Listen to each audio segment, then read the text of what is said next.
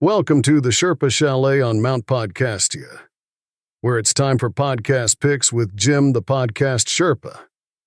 You'll get to hear about podcast recommendations for your podcast playlist, along with occasional interviews with other podcasters and video hosts.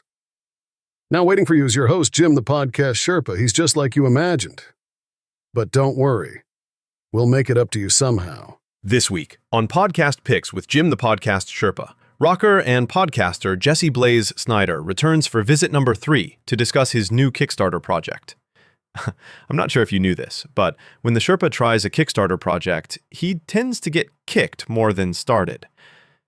Trust me, it's never pretty. Welcome to the Sherpa's Podcast Picks. It's the podcast about, podcasts. And now, coming to you from Mount Podcastia, here's your host, who wonders what's on your podcast playlist, Jim the Podcast Sherpa.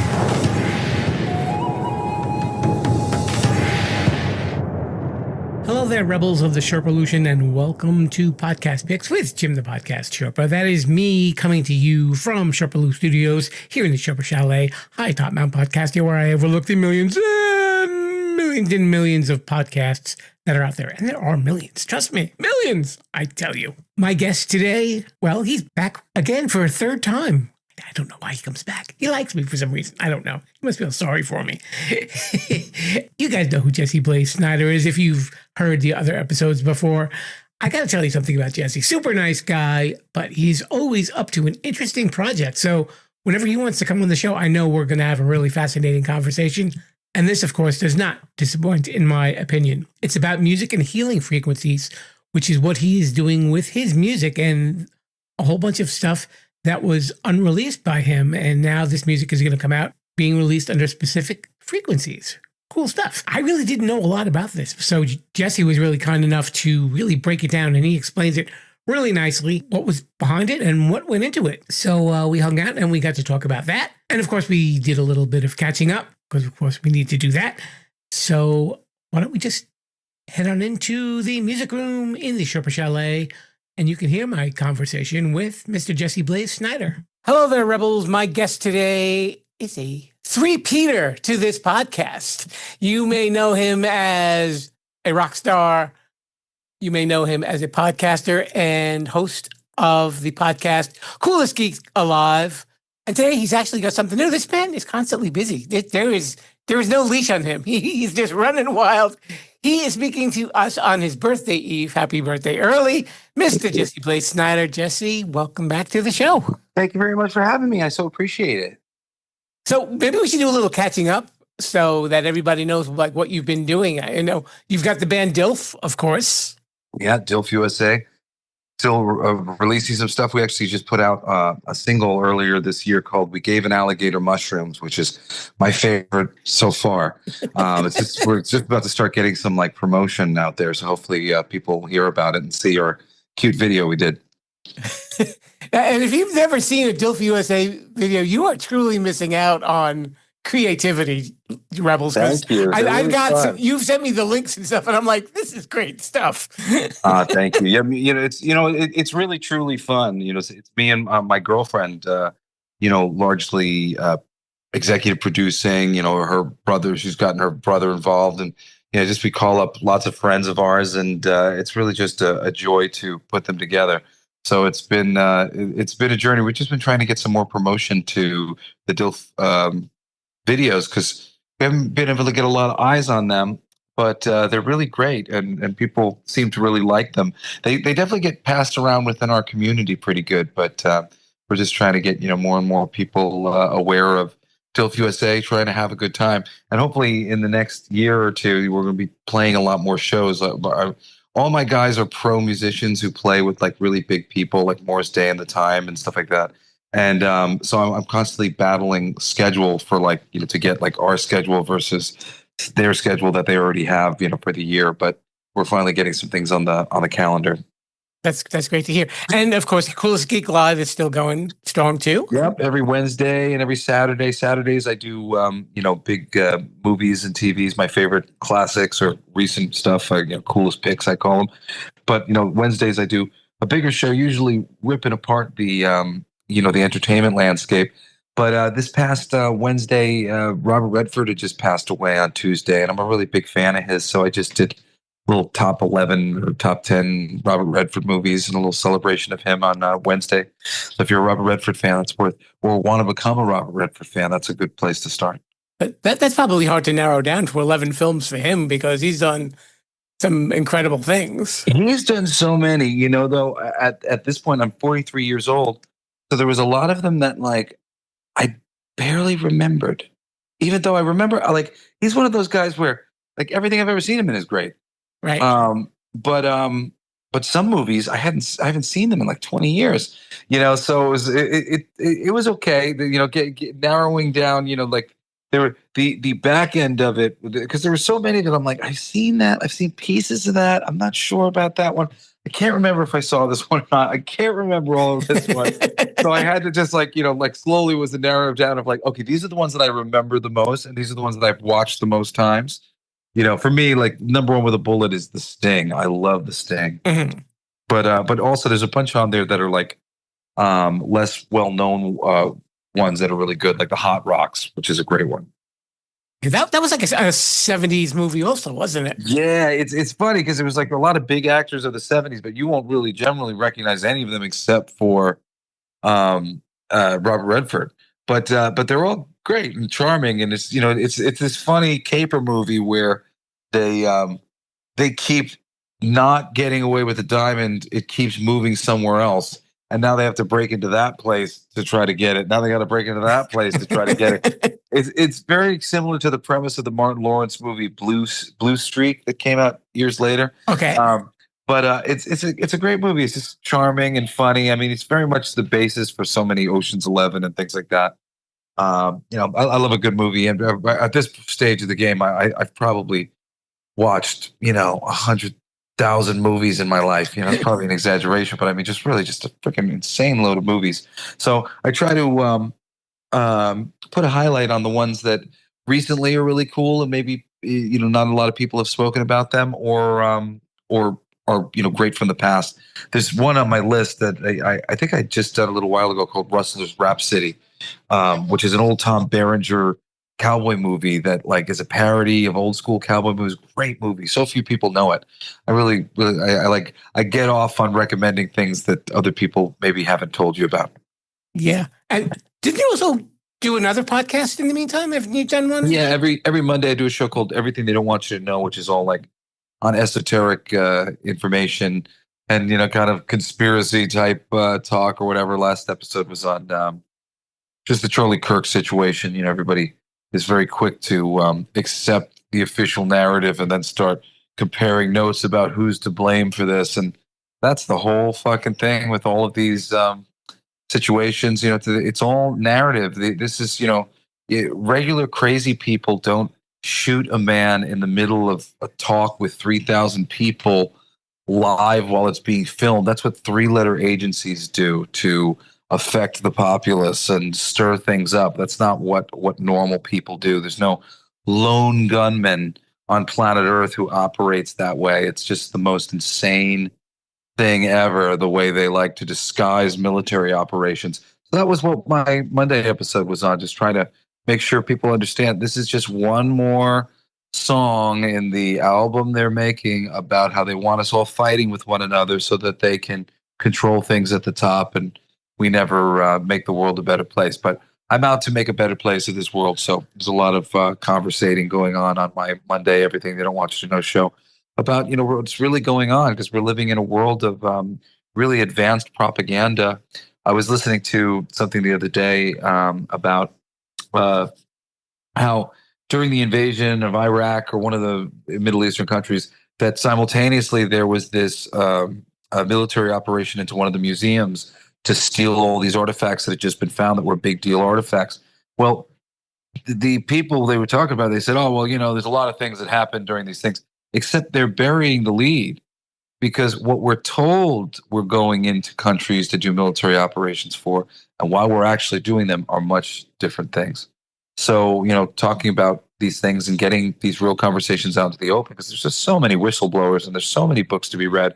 And you don't have to be an ignorant person in the reality of what the world is, which it's all, like, every little bit of news talking about the politics of all the different, it's all just propaganda. It's a false world that they're showing us, and they're talking about one thing, invading the Middle East because of oil, and meanwhile they're breaking into the basement to go get the Ark of the Covenant or the friggin' Spear of Destiny or some other ancient alien artifact that's lying around the world, because their perspective has risen high enough that they recognize that the ancients were way more advanced than we were.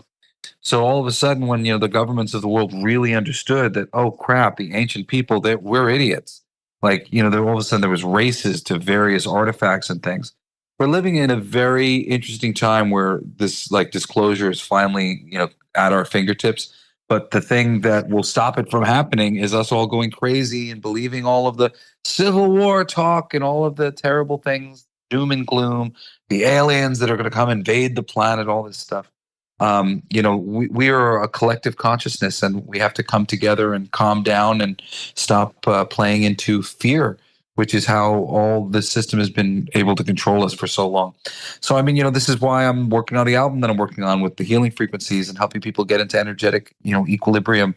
It's like, this is the only work that we have left here on planet Earth. We can either keep diminishing returns operating on Earth the way we have and polluting things and destroying ecosystems and destroying each other, or we can start to wake up, take more sovereign control of all of our existences and the way in which we're living here on this planet.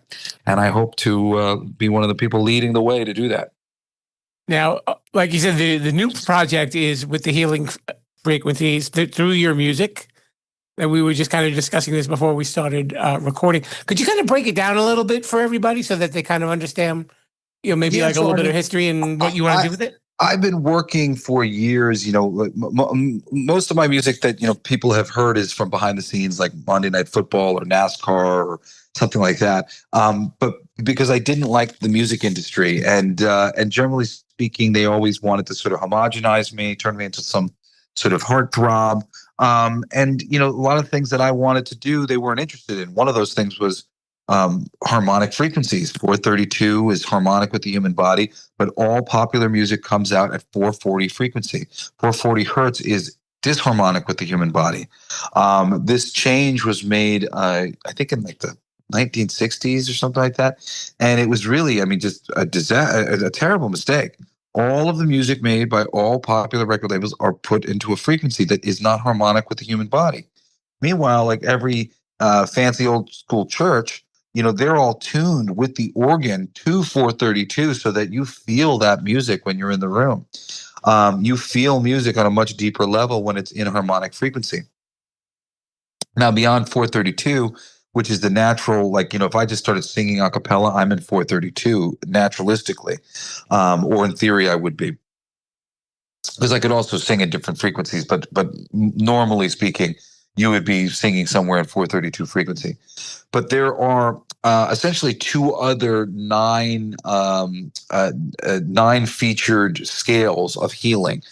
There's the solfeggio frequency, and then there's also frequencies. I don't know a name for the other frequency, which would be like 111, 222, 333, 444. These are all harmonic frequencies as well. But like what we use on the record, we open up with the 432 and we close with the 432, basically to bring you into harmonic vibration with your environment and yourself. And then we get into the different, the different harmonics. So the second track on the record is a 632 hertz song called "There It Is," and this is a purported to heal relationships. So much of the interpretation of some of the healing ideas behind some of these things are a little loosey goosey, but it is a subject that you can study deeply, and it'll be a lot like studying rocks. Different color rocks, tend to deal with different chakra systems, and your chakra system usually tends to show up and a consistent color pattern, starting from the bottom being Roy G. Biv. If you do the rainbow calendar of red, orange, yellow, green, blue, indigo, violet, starting from the bottom, your root chakra, it goes up. So there's a lot of similarities with the different harmonics will heal different chakra systems and have a loose understanding of what people associate them with. Track 3 on this record is 396 hertz. It's a song called Rock the Cradle. This helps liberate guilt and fear with the understanding of the different types of healing that is available through the different frequencies. I chose not just lyrics, but melodies, because, the melody is the way the lyrics are performed. So, that melody for We're Not Going to Take It, going back to that, na da da da da da, it's got this rousing, energetic, fighting sort of, energy to it. And so matching the energy of the delivery of the songs and then the lyrical content of these things to the purported healing mechanism, within all of the frequencies, so every song is just really tuned in exactly to what it is in a very deep way. Even like something like one of the last tracks on the record is It's Raining Money. And It's Raining Money is a 963 hertz song, which, connects you to light and spirit. It's this celebration, sort of like uplifting thing. Well, what's more uplifting than It's Raining Money? Everything's really just kind of dialed into the ideas and the heart of the healing that is purported to be within all the songs. And my hope is for the future that we're gonna the next album, I'm going to pick just one of the frequencies and I'm going to do 9 songs in just that frequency by itself. And then the album after that, I'll do 9 songs in just one of the other frequencies. This one is a sampler with one song in each of the different frequencies. But I've got a lot of plans to do a lot more of this. And it really, I was so motivated in the first place because I was doing it just for fun for me, because I write so many songs and there's so many different things that I've written for my mom or my kids that for whatever reason, it's not really appropriate for, say, Dilf USA or one of these projects that I'm doing. So I never recorded it, but I'm singing it to my daughter, for a decade and a half now. She's 16, her little Logan Lane song. And, when I had the freedom to go use the AI as a backing band, it was just so fun. And then because it's very much just like working with a band, except when I actually get what I need out of the band, it's done. The song's done. Right. And when I realized the healing frequency thing, which was just like impossible to do with a band, I said, well, screw it. Like, I'm going to actually put this out for real because this is amazing and I can't do this any other way. So it's very cool. I'm a believer that, AI can be a wonderful tool when utilized properly within, an artist's life. And for me, this has just been so wonderful. And I'm so excited to be able to do it like this, to be able to offer my music, not just from an ego standpoint of I like to write songs. I believe in the advocacy of my words and my melodies and whatnot, but a little bit more real than that. These are all tuned to frequencies that are going to uplift you and help to heal your vibration here. I think that's just a really worthy thing, and I'm excited about it. It's kind of transformed the whole way that I've been looking at making music. So I'm really, really happy. It's interesting because in the time that I've gotten to know you through our interviews, I can see you don't like to sit still. you definitely like to, be out there and doing different things and talking about different things and using your music, and you know how to throw your energy into your passions and make it something for people to either read or to hear, one way or another. And this is just such a unique approach to making music that you're cognizant of what you're doing. And it's not even just the song itself. This is how a person should feel because of these frequencies. Yeah, it's really neat, because it lets you take it very, very deep. Because that interests you. I'll say some of this that I'm using here on these albums to make these things.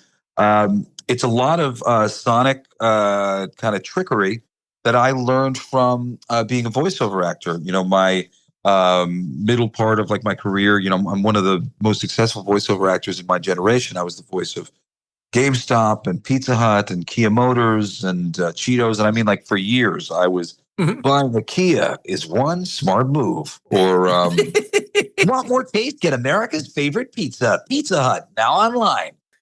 But when I would do those voiceovers, what I came to really understand is it was about the resonance of my voice and what I was putting into it. Much like like one of the best words in the English language, fuck. You could say F you, or you could say, fucking A, like you can apply any energy to it, right? So there's actually like a deeper level to that, right? When I was saying, because I had a little bit of like a crisis of conscience when I was doing it, because I got so successful at it really quickly, and I was like, I'm like a voice of for an advertisement. I sell people things, like what I'm a salesman. I'm just like the voice of the salesman. And I went, well, how do I like think about this? Like in terms of like, I want to be able to feel like I'm giving people something. And it went straight into my read. When I say, want more taste? Get America's favorite pizza, Pizza Hut, now online. What I mean is, I hope that the pizza comes on time. I hope that you get what you asked for. I hope that you're happy with the quality of it. I hope that you have a good time when you enjoy it with your family and that you're glad that you called for the pizza. And people can hear that in my voice. Sure. It's in there. And in every spot, when it came to Kia Motors, I had to do a similar thing. Buying a Kia is one smart move. And there was a lot of hope for me in there that it will lead to positive things. And, that I think is what made me a next level voiceover actor who, because I was a voice of Kia Motors for 4.5 years, Pizza Hut for 2.5 years.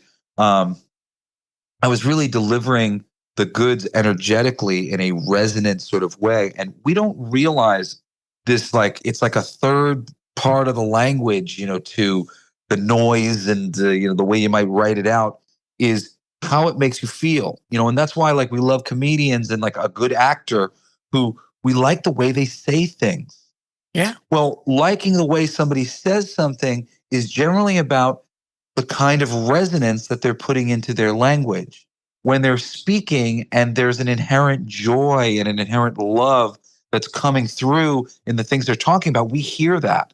And the human body, we respond to that love, that charm, and we'll start saying things the way we like hearing other people say it.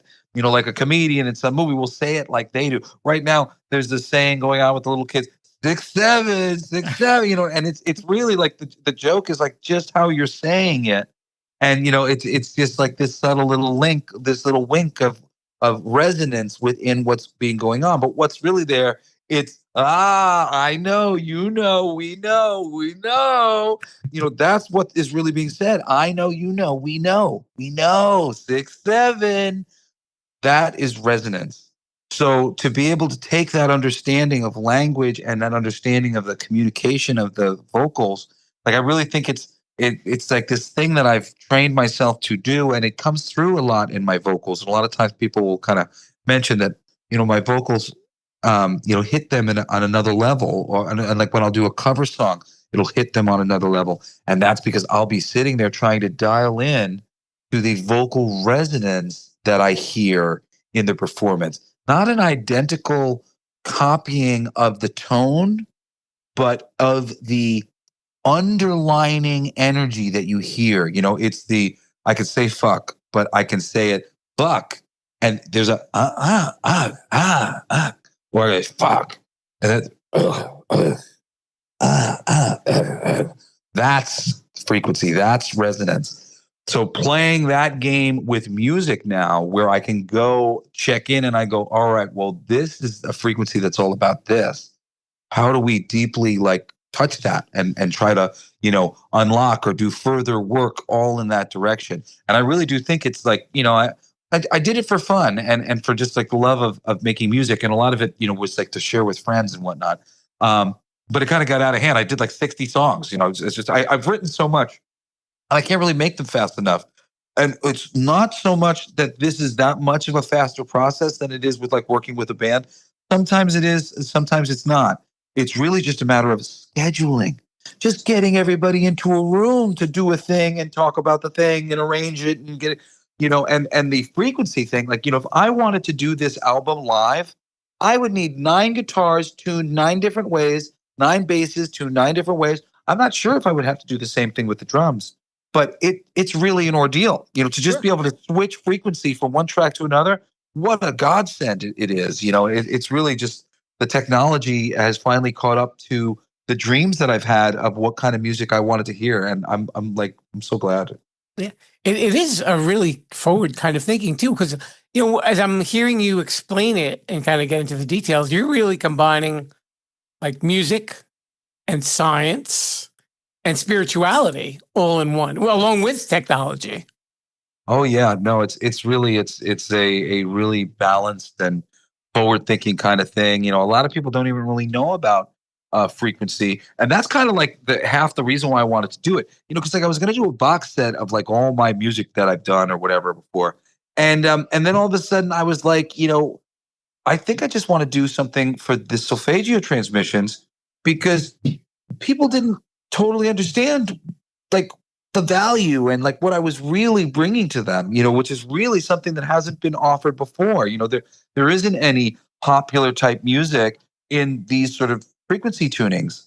So, just the fact like I did it and I put it out and then I went, I'm going to come back around and like do a campaign where we charge a lot of money. I'll give away a little greatest hits of my music. I'll give away a little cover CD, for free. But like, where like we just go, this is valuable, because the CD I made it's $33, and there's lots of like numerology type stuff on the campaign, but it's $33. But we also give you a free greatest hits of CD. It's like all some of the best stuff that I've ever put out. It's like 17 tracks. That I'm going to give to everybody, and then like 7 or maybe more cover songs and this Covered in Flames thing, and you get that for free. So you end up getting 3 things worth of music for a decent price. But like the whole idea is this is valuable. This is for your health. This has been thought about on a really deep levels, and if you want to spend some time listening to it, it would be good for you. And and it was designed to be. It was created unselfishly, just as something that could be beneficial to people, more deeply than just, I wrote a song, I'm talented, I hope you like it,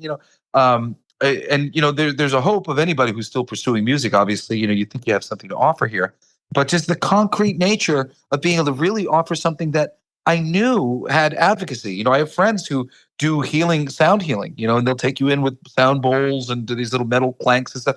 Right. And these songs are the equivalent of going in and doing those things. If you can get yourself a nice stereo system and blast them and, put them into your ears, it's going to help to bring your body into a better vibratory, equilibrium. And at this day and age too, the friggin' frequencies in our environment, it's so crazy. We take it for granted from Wi-Fi and Bluetooth and all the different G's, and we're inundated with vibration constantly. And it's really, it is a lovely thing. I would kind of was taking it for granted actually, even as I was doing this, and I'd be listening to stuff, and I'd come away, I'd be like, oh, I'm in a really good mood. And I realized, I just listened to some of that healing music that I made myself. Like, I was just listening to it.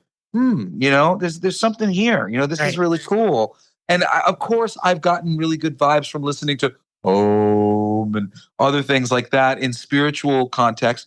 But I've just been dying to see something else that like was a little bit more entertaining, a little bit more engaging, and maybe I could imprint on a little bit easier with my own personal experiences and difficulties in my own life. Especially with the energy of these frequencies being about changing yourself and updating your energy systems and getting over fears and getting over different things. Like, well, let's go a little deeper than just Om, so that you can visualize what this frequency is really representing on an ancient energetic level. I mean, so much of this stuff is just, me rediscovering what the ancients have discovered, just like, everybody else who goes down this path. There's been some real knowledge that there was something wonderful about sound and about music, and that it was important.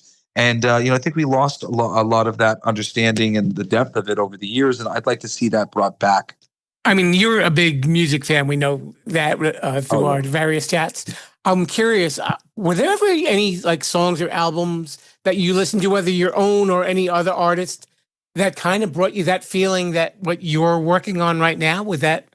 Well, I did actually. Granted, it not anything to do with the frequency that they were in. Although I would say there was some transcendental something going on with Van Morrison, and I there was a period of time where I was studying. I'm just kind of consider myself a student of anything that I care about. So whether it's comics or books and music, I'm always kind of just trying to absorb things, and I'll find kind of new ways to get deeper into things that I love. And at the time, there was a book that had been put out called Rolling Stone's 500 Greatest Albums of All Time. Sure. So I had gotten that book, and I just started buying every album on the list and just listening to them.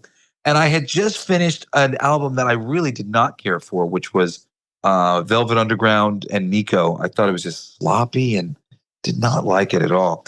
And I was getting on an airplane after a long day of shooting with PlayStation's Core. I used to host some stuff for them back in the day. And I would fly up to like San Francisco or whatever. And usually it was, sometimes it was just a day, and I would fly the day before, work all day, and then I'd fly home on a plane. And I remember putting in my my headphones and hitting play, expecting nothing from this album because I had hated the previous album, and these were like some of the top 20 greatest albums of all time, and one of the albums I hated. So I'm just like, well, let's see. And Van Morrison's Astral Weeks blew me away. I've never been much for ballads. Like, really takes a lot to get me with a ballad, because I feel like ballad writing is sort of easy. It's like easy songwriting. It's harder to write an upbeat song that will make people feel as deeply. Kind of easier to just kind of slow it down for a second and beam a slow song. But that record was just otherworldly and like ghostly and interesting. I realized after the fact, and I think there's a good chance that he was on some sort of psychedelic drug when he was recording it, because one of like the key markers of the album is that all of the melodies seem to be an echo of a main melody. Like the melody is "When I'm gonna take it," but he's singing not the "When I'm gonna take it." He's singing it like 5 beats after it should be sung. Here's the word, it should land right here, and instead he comes in like a disembodied echo after you would have imagined it would have been placed, the melody. Okay. And like the whole album sounds like that. Like it sounds like he like God channeled it to him, and then he was repeating what God was saying, but a couple seconds after. They like the first like 5 or 6 tracks on that record in particular. New Birth is one of the songs. Astral Weeks is what that album is called. That album changed my life. At that time, really just like changed my opened a door for me into really more deeply appreciating lighter rock, lighter pop, ballady type things. And I still am more inclined towards more upbeat, more sort of joyful, anthemic, rousing sort of numbers. But because of Van Morrison, I'm not a ballad. I mean, I'm not a no ballad guy. In college, I did a radio show called The Radio Blaze, and our tagline was "with no ballad interruptions." I don't feel that way anymore. I will interrupt my music listening with some ballads. Who knew after all that time that you would get soft, right? Yeah. I like writing them too, but I think that's one of the things too when it comes to ballads, where I feel like, generally things should be, sort of upbeat and moving, and ballads should either be moments within the song that allow really deep dynamic, like we've been going up, but we've slowed it down for a moment to really bring out the aspects of the song that are upbeat and moving, or, sporadic, like there's like 2 or 3 songs on the album that are like, oh, beautiful song. And then the rest of it is some stuff that can stir you up a little bit. Cause I feel like it's like an album of all ballads and you just kind of, you get bored. Yeah. I like my albums, especially to be kind of just a smorgasbord where you really enjoy the experience. You go in and it starts here and it brings you somewhere and then it gets really exciting for a period of time and then it comes it down again and then hopefully ends somewhere that is satisfying. Right. And it shows you off more as an artist too, that you're a little more flexible with, not just getting locked into one sort of sound. Yeah. The record labels, I mean, they don't care about you long term as an artist or any of these things. So if they feel like they've got something that works, they'll just do that thing over and over again. But honestly, like if you can continue to push the envelope and do different things, it gives you so much character with the audience, because they get to see you featured in different capacities and it makes you a deeper person to your audience and less of a cardboard cutout. When you're putting these albums out with these very specific frequencies, are you going to address it in like the liner notes of the album, just saying, while you're listening to the song, or do you think that like the listener should it should be up to their interpretation? Well, I did I did it like this because I thought it was just kind of the most efficacious or the most successful way to kind of get it out, which every song literally says the frequency right next to it. Okay. So if you go on to Spotify and you look up the song, it says Fire, Heaven Bound, 432 hertz. There it is, 639 hertz. So actually, when people go and type in these frequencies on Spotify or iTunes or whatever, my music will show up in the search somewhere. And the album itself is called Solfeggio Transmissions because solfeggio is another one of those key words that you might be looking for in this frequency sort of situation. So you will be able to see directly it. Like we made like a what would you call it? Just sort of a chart to show some of the things. Some of the things that like the frequencies are purported to do. 432 is the miracle tone of nature. It's the harmonic frequency, but this was what they were pumping through the organs at church. 639 heals relationships. 396 liberates you of fear and guilt. 852 attracts soul tribe. Attracts more people like you. 417 facilitates change. 174 removes pain. 174, that was like an important one for me. And I had, this, like I said, a lot of this happened before I had even thought like, oh, I'm going to make this like an album. I'm like going to give this to people.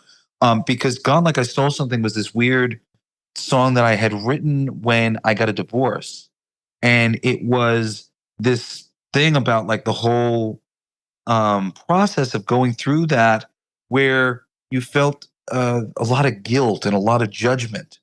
And when I was, exploring the different healing frequencies, I was like, removes pain. I'm like, I need to remove this guilt from this thing from, going away from this obligation in this very 3D world that, wants me to honor this obligation, even when it's not, when it's not serving either the people in the relationship, removing pain at 174 hertz for that song was very, like important for me. And like, I listened to that song a lot just myself because it was, I was therapying myself of like, okay, this was me like getting this out, in some degree. 528 is purported to repair DNA. And it's a song called If I Had One Wish. 285 hertz and influences your energy field. 741 is awakened your intuition. 963 connects with light and spirit. And then there's another 432. So, each one of the solfeggio frequencies is reported to do something else. This is just like a shorthand for, a much more complex definition that you might see if you go look these things up. But the next album will be spelled out a little bit more because I'm going to pick one of them. So it'll be all 852. We'll probably do another 432 opening and another 432 closing, and then it'll be all 852. Attract Your Soul Tribe, and it'll be all songs about authenticity. And then here you go. Listen to this song if you feel like you really want to attract the right people, the right partner. The people that are in alignment with you, and you want to come into who you are. Well, what does that mean? That means that you want to be authentic. So I'm going to be searching for all of these songs that I have in my records. That are about authenticity, all the right hooks and the right, feels that really deliver that, and try to make a record that will really genuinely help anybody who's weak in that area, is looking for that sort of, sort of effect. And, and I'm going to go one frequency at a time and do an album for each of them. So it'll, by the end of it, it'll be really cool because like my friend, David Alusik, who's helping to promote this thing, he does Reiki, and he's like, this is cool because I can play it while I'm doing my Reiki sessions. Right. And he absolutely can. And it's even more specialized in the future when instead of it being all of the different frequencies in this scale, it just being one of them. And like, he knows what's best for this person, and he can pick, out of the 9, okay, here, we're going to listen to an album that is all this frequency. I think that's really good for you. And I'm just going to put it out of the background to help you get into the right vibe while we do this session. So there's a lot of there's a lot of usefulness to it. And this campaign is really just about like informing people of the value of it, sort of, to some degree. Like, this is valuable. This is lost ancient knowledge that we need to retrieve. My hope is that from me doing this, lots of people do, and that there's a renaissance of especially independent musicians taking the opportunity, to fuck the music industry. They don't have to do this stuff the right way, but independent artists doing this could literally rewrite the whole rules of engagement with the audience, because I'm not fighting fair anymore. I may be a hit making, songwriter, but even if I wasn't, I'm now utilizing tools that the ancients had just to have these musical pieces affect us at a much deeper level. So, I just feel grateful to be able to do it, to be able to bring it to people, and to be able to talk to people about it, because, I really do feel like it is a great gift, and when I was informed, I knew about it, and something that has interested me. And I feel like a lot of people are going to be really interested to find out that this is even a thing that, that was ever done. Why would they change the frequency of music? Well, I don't know, but they did. And, we've been far away from a lot of things that would be much better for us to be absorbing in our environment all the time.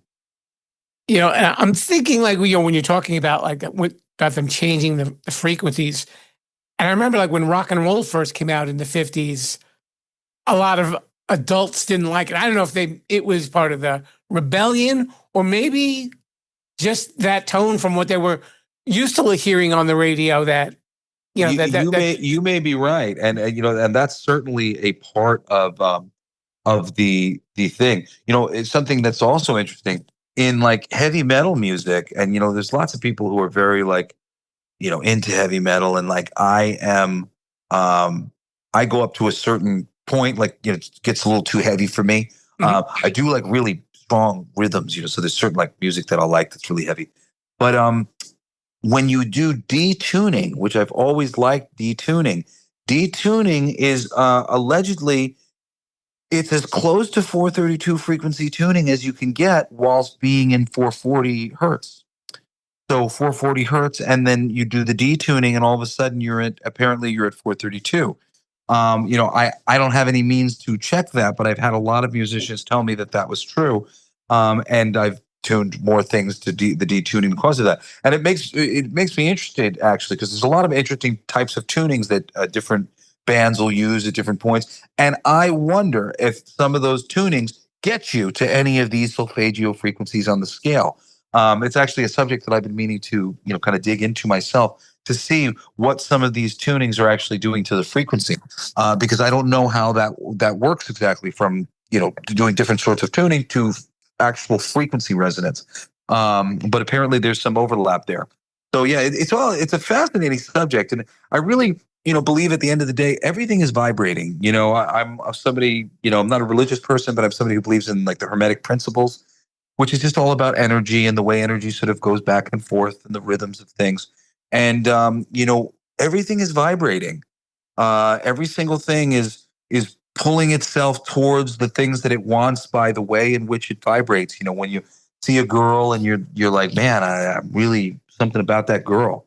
That is a subtle magnetic energy that is inside you and inside them, that only works for the energy that's inside you and the energy that's inside them.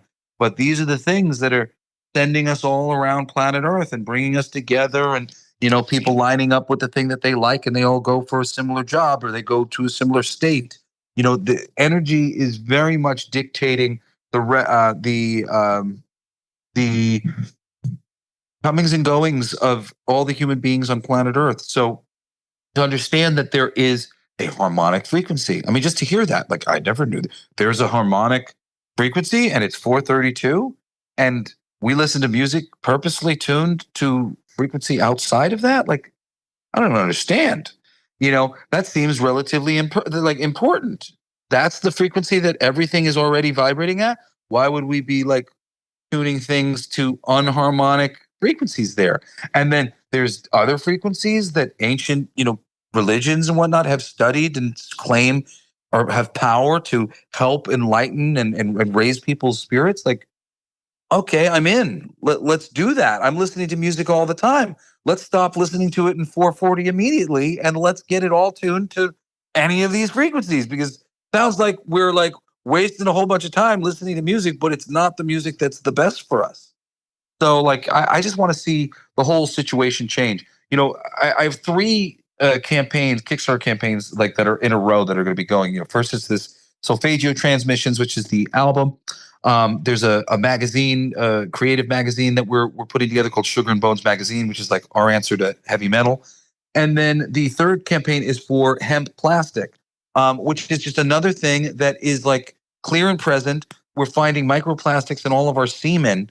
We're literally poisoning the planet with this thing, and we're going to be doing this campaign with these hemp goblins as spokespeople. These hemp goblins are destroying the plastic industry, trying to save the planet, and and they're trying to get rid of all the oil-based plastics and move to something that's biodegradable, like hemp plastic. It's like a no-brainer to be doing that stuff, and it's a no-brainer to be listening to our music and harmonic frequencies. It's sad that like somebody like me has to be the one to tell you that, because it should be this type of thing where like the governments of the world realize what's going on and they go, oh my God, let's make fundamental changes to this world so that there's more music in the world that is helping to heal and uplift people. And I mean, really, it's like that's it. That's how it should be. Okay, before I let you go, Jess, tell everybody how they can get involved with your project. Well, the Solfeggio Transmissions Volume 1, we're doing a limited 1,000 copies in this Gold Flame edition. The first 1,000 copies that are owned, that are bought, like they'll all be those Gold Flames. The first 1,000 customers will get a free copy of the Greatest Hits thing and the cover record that I did, which includes some covers of some of my dad's songs and some parodies and some mashups, some really fun stuff that has like never been released and like available to anybody, because I didn't want to pay for like the whole thing to release them. But they're just free gifts that come along with the record. There's a really cool side album called The Heart Record, which is the songs that I wrote for my mom and my daughter and my son, and an alternate version of the one that I wrote for my girlfriend that's on the record. They're all wonderful. So, go to the Kickstarter. If you type in Solfeggio frequency healing music or something like that, anything like that, and Jesse Blaze Snider, my campaign will show up. You can sign up for notifications. If we haven't launched yet, I think we're going to be launching on the 26th, just to give me a little bit more breathing room, because I got hung up by the website just for a couple days for a couple technical things, and we just got a little bit delayed. But the album's ready, like all the albums are ready, all like the art's basically done and everything's ready to go. And we're just getting ready to really full court press promote it. We're only trying to raise $5,550, but my goal is $33,000 in 33 days. We got 33-day campaign, and we're really, this is the beginning of the magazine, which I need a little bit of capital to get that, all the covers done for that. And I need a little capital to get all the hemp goblins done. So if you want to see, some real cool, good change come into the world and some art being made at a really high level and with a lot of care, please do come and sign up for notifications. You can follow the Blacklight District Studio Kickstarter profile, and we make a lot of great stuff. But you can find us there. You can find Blacklight District Studio on YouTube. And if you find me, you can email me at jesseblaze@jessesnider.com. And I'm on Facebook. I've got a personal page that like I'm accessible through that. But otherwise, really just sign up for the Kickstarter and please, get behind this. I've been telling all my friends, if you know 3 people who are spiritual or techie, or just different thinkers who really like care about themselves and the world and the environment and their bodies, like send it to 3 people that because they'll be glad to receive it. It is for a certain type of person. It's not for everybody who's going to be super interested in this, but the people who will be, they'll be really glad that, you shared it with them. So please, do, if you have anybody that you can think of who would be into this, it's certainly a cool subject for me to talk about. Absolutely. And this is really cool learning about this as well. So I really thank you for your time. And my pleasure. Thank you for having me. Let's get back to the Sherpa. Sorry about that. hey, everybody. Thanks again for listening. And of course, thanks to Jesse Blaze Snider for spending a little time here in the Sherpa Chalet. If you'd like to get involved with his Kickstarter project, the link to contribute is in our show notes. And I'm sure I can speak on his behalf when I say thank you very much on behalf of Jesse.